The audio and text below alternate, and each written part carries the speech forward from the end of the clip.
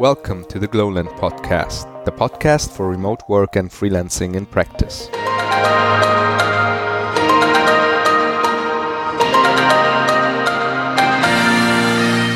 Welcome to this new episode of the Glowland podcast, freelancing and remote work in practice. And I'm happy to welcome Zheeshaan this time in the podcast. And Zheeshaan is a Hamburg-based developer. He's a front-end developer. I think full stack by now, and he's also part of our Glowland community and is freelancing since I think 2018. And thanks for coming to the podcast, Zheeshaan. Glad to have you. Hey, Behsaad. You're very welcome. Let's talk about freelancing and remote work. You've been freelancing since 2018, if I remember correctly, right? That's right. It will be exactly 1 year next month. Okay, cool. So before you were developer for a local company in Hamburg? That's right. I was a developer for a startup as an employee before that. Okay.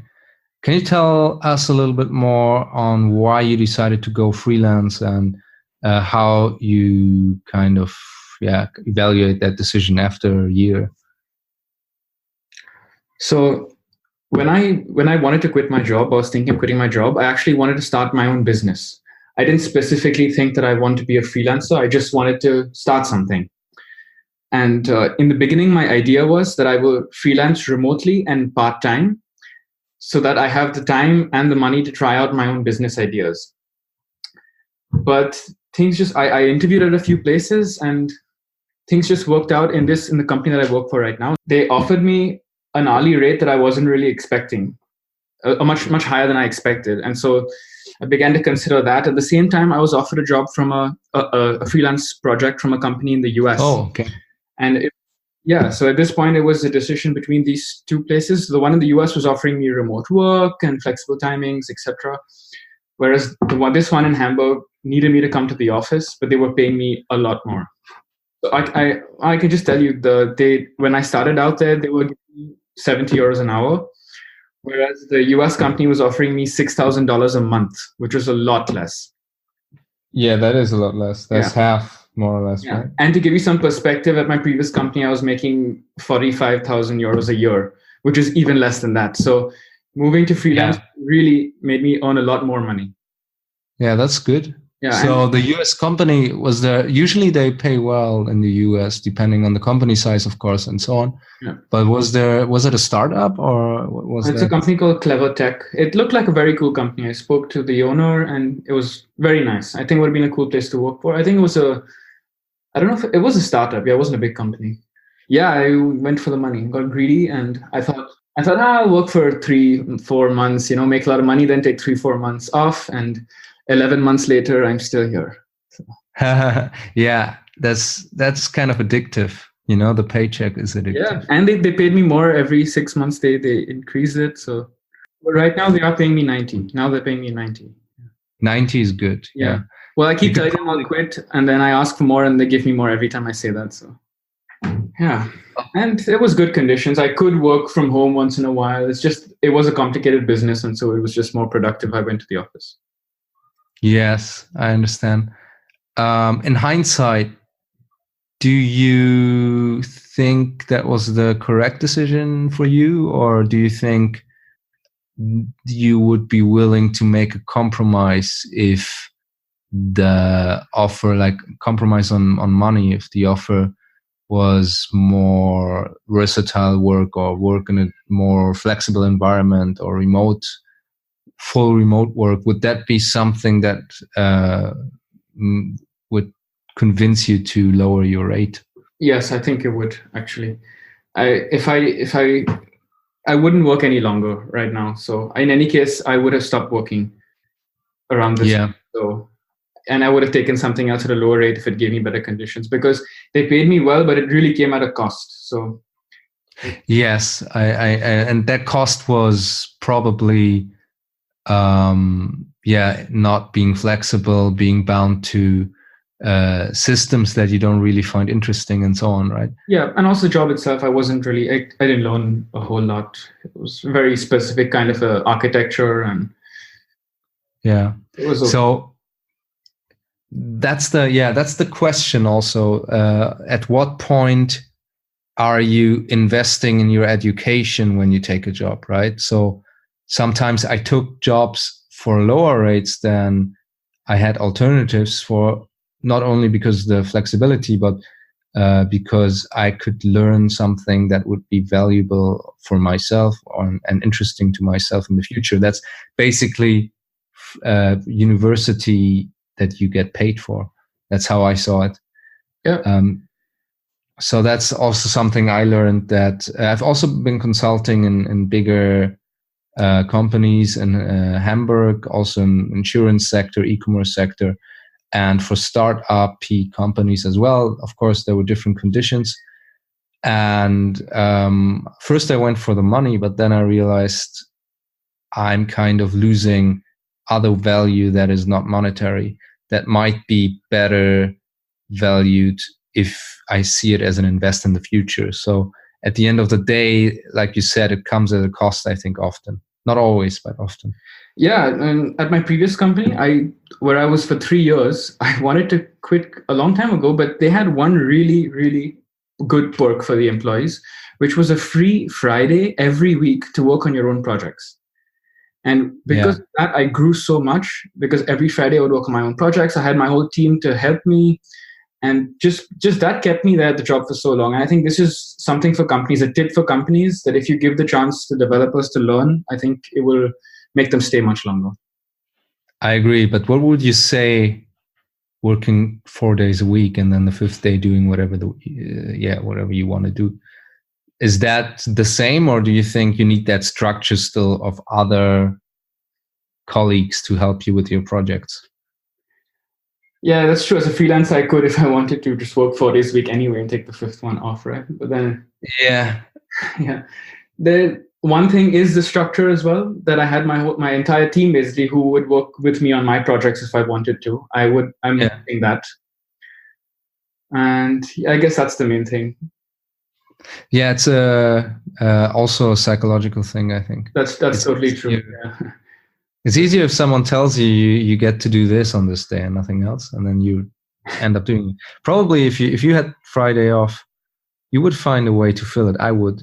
Definitely takes a lot of discipline to then just dedicate it only to work, right? Yeah. And now if I take a day off on a Friday to learn, and I think to myself, okay, that day to learn just cost me 700 euros. It's hard to justify it when I think of it like that, I see your point, but I think the dilemma is, I think it's normal actually. You did it for a year, and that's the first time you get offered this amount of money, right? Yeah. But I think, like, for many people, the realization is that in the long run, you value other things more than just the money, and also things come at a cost. So lost opportunity needs to be incorporated in that calculation. If you get X amount of money for something that you don't want to do and that doesn't let you grow as much as other things, then you also pay with lost opportunity, which, if things go well or normal in your career, will exponentially get more expensive. So the more you invest in early days in your skills and in your growth, the more you will basically earn from that investment later on. So you could also see it as like they're paying you to give up on that investment on your personal growth and professional growth, basically, if you don't want to do that same job in the future, for example, or if you don't want to learn that. The opportunity cost is something we really need to keep in mind. It's hard to ignore that. I mean, it's hard to pay attention to that. I mean, it's easy to ignore that, but it is very, very real. But for a year, it's a good experience, I think, also. Yeah, I think so. I saved up enough money so that I have a little bit of freedom now. So exactly. So you told me that you are interested to create your own startup in the tech field, I guess, right? Yeah, maybe in the direction of tech, since that's what I know. Yeah. And do you have any specific idea, or do you have anything that you're specifically interested in? I tried a few things. I tried selling a product on Amazon. I tried building my own e-commerce store and drop shipping products. And I realized this is not probably a business for me. It requires much more initial capital than I imagined, and there's too much of competition. A lot of people try it because it seems like a get rich quick kind of a thing, sell something on Amazon. But Yeah. in reality, it's a lot harder than it seems. And at this point, I don't have an idea of what I want to go ahead with. I have a notebook where I write down all the things that come to my mind, but basically nothing seems like it's really good. I can tell you a few of the ideas I have written down if you want. Yeah, let me know. I like those. So, well, right now? Yeah, if you sure. want, or no, I don't believe in keeping my ideas secret at all. I love to talk about it. Yeah, I think that's interesting. If you pitch like one or two of these, yeah, we can discuss them. I can pitch one of the recent ones. So okay. A problem that I have when I join a company in the last few companies that I joined in Germany is they give me a keyboard with a German layout. And this is extremely frustrating for most foreigners to use a German, especially programmers, to use a German keyboard layout. And I found it surprisingly hard to get the keyboard I like with a US layout. So it is possible, but if you want a specific keyboard, like if you want the Apple Bluetooth keyboard with a US layout, or if you want like a specific mechanical keyboard with a US layout, it's really hard to get in Germany. You have to buy it and import it or something like that. Yeah. So the idea I had was, in the beginning, just aggregate all the places that sell this kind of US keyboards in Germany. And maybe use Amazon affiliate links or just affiliate links to make money. And maybe eventually just manufacture my own keyboards. Maybe have them manufactured in China and just sell US layout keyboards everywhere in the world really cheap. And maybe all kinds, like mechanical keyboards and things like that, but with a US layout. Yeah, that could work. You know what? Like a good keyboard is so important for a programmer. Absolutely. Like if the button doesn't feel reactive, or if, like what happened to me 2 days ago actually, is the S key on my MacBook got stuck. So it must be from 2015 onwards, right? Or 2016 onwards. Yeah, exactly. Yeah, it's a quite new MacBook, and the S key got stuck. So it still worked, but it didn't have the feedback as the other ones. And the first 5 minutes, I thought I'd just ignore it, but that drove me crazy because if you don't have the feedback, if you don't have the right feel, every time you hit that button, it kind of annoys you. And I would have just, paid to fix that. I mean, at the end, it was easy to fix. I just had to had to open the keyboard, and not the keyboard, that specific key, and just remove like a piece of dust. But if that wasn't fixable like this, I would just either go to the shop or get an external keyboard or something, because it makes such a big difference. And I can imagine like having a good mechanical keyboard these days. A lot of programmers would love that, I think. Yeah. Regardless of the specification on the language and if it's a US or a German one. I think having like a good keyboard, and on top of that, I think it's a good niche. I mean, you could try to find out how viable this idea is by setting up or just using like Google search tools that tell you about the amount of people that search for these keywords. Actually, I had made actually a list of the keywords specifically in this. So people in Germany who search for US layout keyboards and how much that is and stuff. Yeah. But I can't remember the results right now, to be honest. It was long okay. Yeah, that's interesting. I mean, I like these kind of niche ideas that don't aim to create the next Facebook or something. That's a trap that many people fall into, including myself. I tried to build basically a Facebook for language learning, and I failed because the niche wasn't small enough, basically. So having like a more humble approach first and grow bigger later on, that's the better approach, especially if you don't have unlimited funds. Yeah. Like Yeah, like Amazon, for example, started as a bookstore, right? And now it's everything. Yeah, exactly.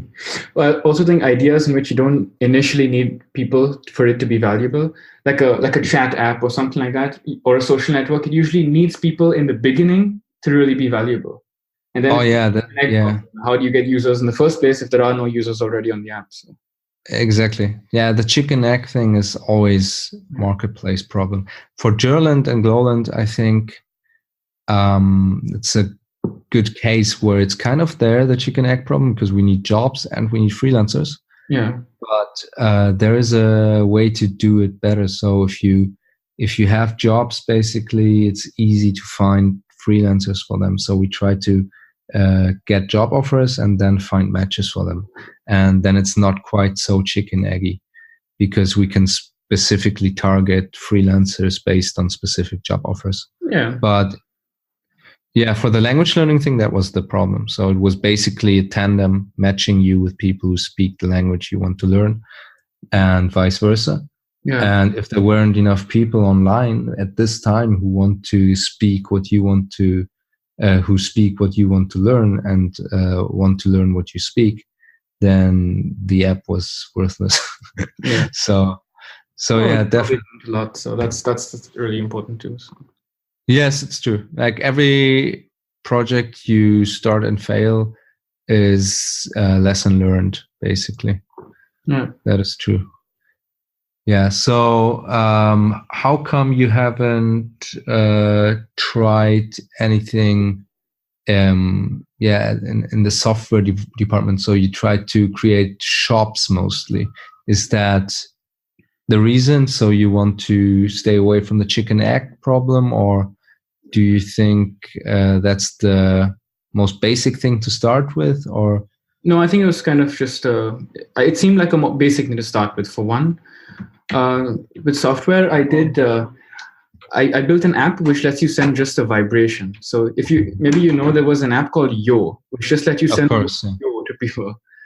Yeah. Inspired by that, a colleague and I built an app that just lets you send vibrations to people. So you just make their phones vibrate for as long as you want. Okay. How did that go? Well, you just open the app and you have your contact list of other people who have the app, and you just hold their name down and their phone vibrates. And that was on iOS, or it was it was on Android, and I also built a web app for it. But did people use it? Surprisingly, we did get some organic users, and they even made suggestions like you may build a widget for it and things like that. But I think the colleague I was working on it with, he suddenly dropped off. He just lost interest. He got his own private side project, and then it was too much. Hard to monetize it, right? Yeah, probably possible to monetize it. But I think it would have just been fun if we had a lot of users on it.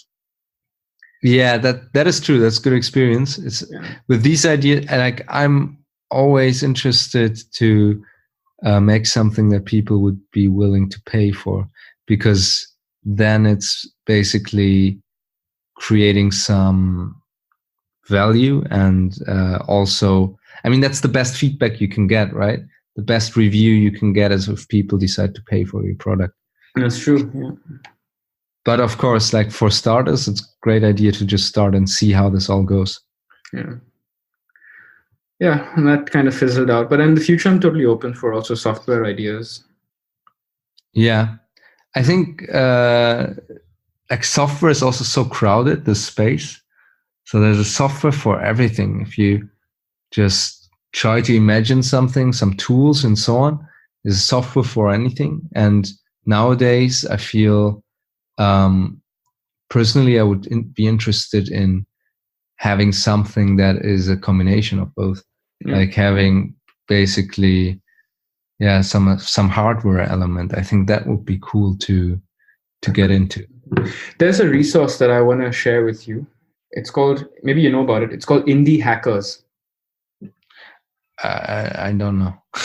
It's a website called Indie Hackers, and it's literally about people like us, just solo entrepreneurs who start software businesses, so software as a service. Okay. And it may make a little bit of money, it may make a lot of money, but this guy from Indie Hackers interviews these people. Okay. Just talks about their story, what tech stack they use. And I found this website really inspiring, also to get software ideas. Yeah. Okay. That's pretty cool. I'm gonna put that in the description of this podcast. Yeah. So that's great. Nice. So to carry on, your next step will be actually starting an MBA in Barcelona, I heard. Yes, that's right. So congratulations first to get into the MBA program. And what exactly is the idea behind this? You want to learn about business management before you start your company at some point. Is that correct? To be completely honest, the MBA was not really about learning about business in order to start my business. It was more like, this will be a really new, different experience. I will learn a lot about a lot, and it will kind of change my perspective a little bit. That's for me, that was the bigger reason. And it will be a fun 2 years. Yes, that's definitely true. It's probably a really expensive, fun 2 years, but I think for me, that was the bigger motivation rather than this in order to start a business. It can't hurt for sure. I don't think the MBA will reduce my chances. For sure, I will learn things. I will meet people. Yes. You have something they call an entrepreneurship track where you work together with guys on ideas. And who knows, something could work out from there as well. But I'm not really depending on it. I'm just taking it for what it is, a new experience, things to learn, living in a new country, learning a new language. For me, that's the biggest takeaway. Yeah, that's great. I think it's a good decision, especially if you're young. You can explore your possibilities if you want to explore options also. Yeah. I think you get a lot of impressions of people's path. I just don't want to become too narrow as well. I mean, I don't want to just know software development. After 10 or 15 years, I may not have any other skills. I want to be broad. Like we spoke about some time ago, that you like to hire people who have broader knowledge, who know coding as well as something about the business, as well as social skills. Yeah. So I also believe that's important to have a broader skill set. So that's what I want. Definitely. Being a generalist in these days, in the long run, is the better option, I think, because being a coder is also limiting in some ways. Great. So how about remote work, to talk about that topic? Have you you said you get some remote work options at your current placement. Do you have any other experience with remote work? Did you ever work remotely full time? And is that something that interests you at all? I have not worked remotely full time yet. At my current job, it was maximum of a day from home. For a full time, long term position remote, I don't know how it would be, because I do need people to work with physically, I think. So I'm not sure how it would be for me. I can imagine feeling lonely. But then there are things like co-working spaces as well, exactly for this reason. So yeah, I would be open to trying it out, but I would be careful. Yeah.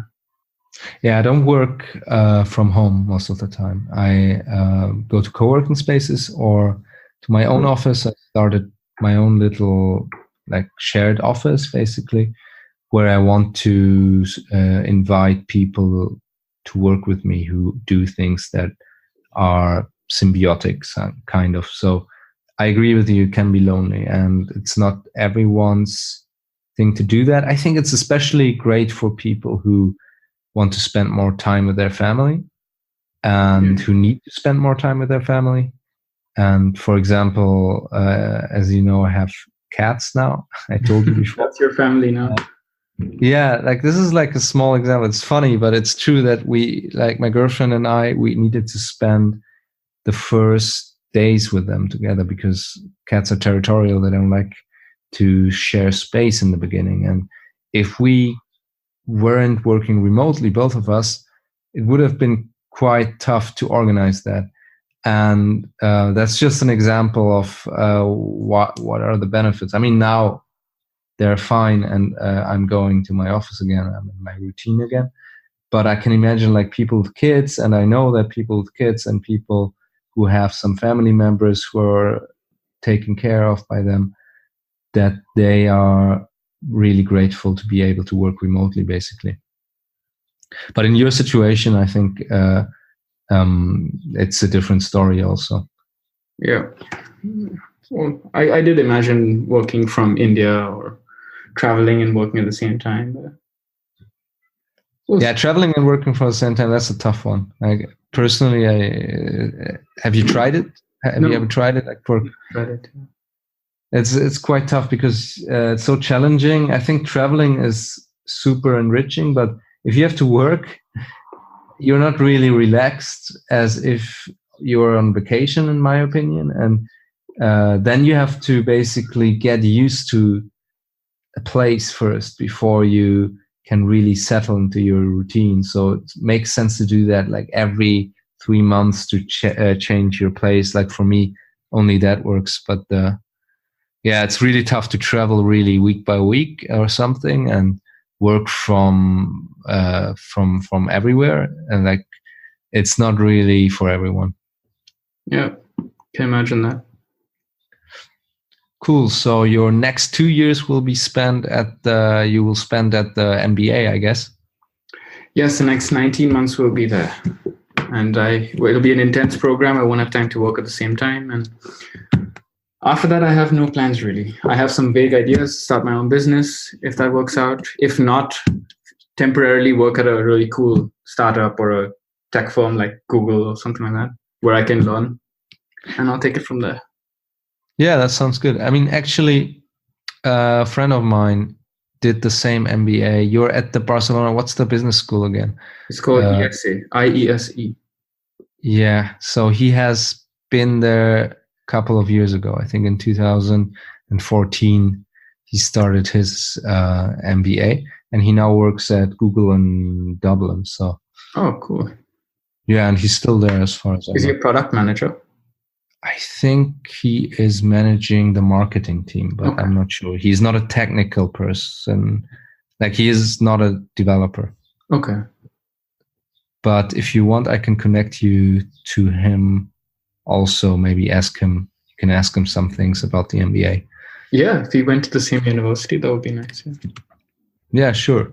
Mm-hmm. So, so what do you think about the future of remote work in general? We always do this at the end of the podcast interview. We ask our guests to give an opinion of how remote work might look like in the future. What is your idea about that? I think it's inevitable, and I think it's a good thing, because then you can get the best talent from anywhere in the world. You're not limited to your geographical area. And I think eventually people will overcome the problems right now of loneliness and things like that. I think these are just teething problems. I think eventually remote work will be the future, and I think it's a good thing for the world in general. Yeah, I totally agree. It's not the solution to all the problems, but it will definitely make things easier for a lot of people and make it easier to find talent. And that's what we are also about at Glowland, basically. Yeah. So is there any way to find you on the web? Do you have like a personal website or something if the listeners want to get in touch with you, or what's the best way? I have a website, just ZeeshaanLakdawala.com. Okay, perfect. So I'll just link that in the post for this podcast interview. Is there anything you want to share with the listeners? No, that's all. Perfect. Then thanks again for taking the time in your busy schedule to do this interview. And let's stay in touch and keep me updated about your MBA. It sounds very interesting. Sure. Thank you, Behsaad. Thank you. Take care. And for the listeners, thanks for tuning in, and stay tuned for the next episode in 2 weeks. Thank you for listening to the Glowland podcast, the podcast for freelancing and remote work in practice.